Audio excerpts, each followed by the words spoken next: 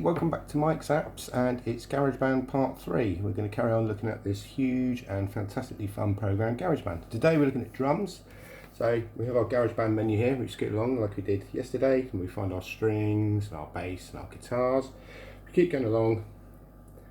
There's drummer. This is a different thing. We'll get onto that another day. You also have drums. And down here, you've got different ways where you can access those drums. And first one I'm going to show you is the acoustic drums.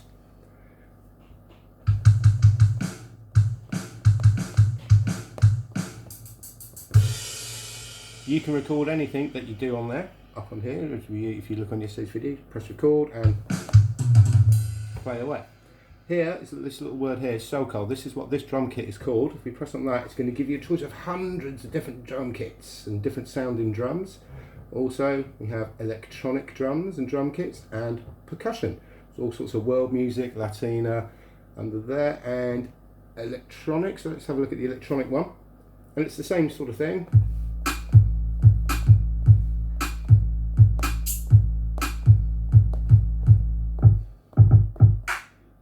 Okay, so that's the acoustic drums. Go back to the menu. Next to this, we've got smart drums. Now these are really good if you're writing a whole track or a whole song. Again, you've got a choice. At the moment it's on a hip hop drum machine. So if we press that little picture, it's going to give us a choice of all sorts of different kind of drums. Let's go for a real drum kit. We'll go for a live studio kit. And here you've got all the different drums that would be on that kit. So let's start with the kick drum. Now the further to the left, let's turn it down a little bit. The further to the left of the square. So the square is what we call an XY, and the further to the left, the less complicated the drum beat will be. Further to the right, the more complicated. Further down, quieter. Further up, louder. So I'm going to add a snare now. Some hi-hat. Bit of tambourine. Shaker. And some cymbals.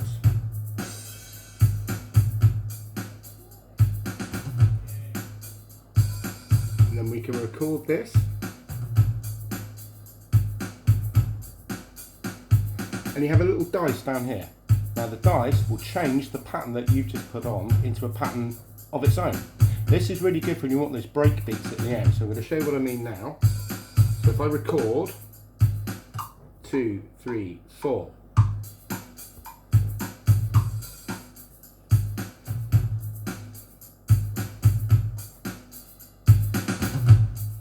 And the dice.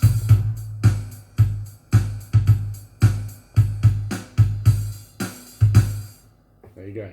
Okay, so that's your smart drums. Really quickly, back to that menu again. Still on drums.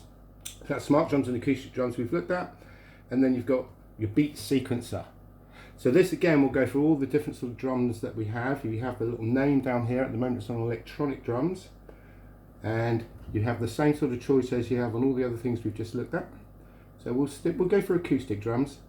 Brooklyn. Done. Now you can either make your own patterns up.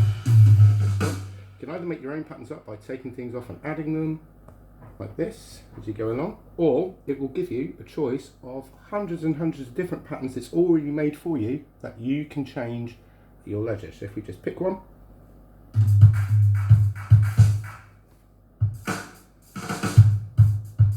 Okay. And that is Beat Sequencer, and that's all the different fun ways you can do a drum beat on the iPad, on the GarageBand. More to the point. Have fun!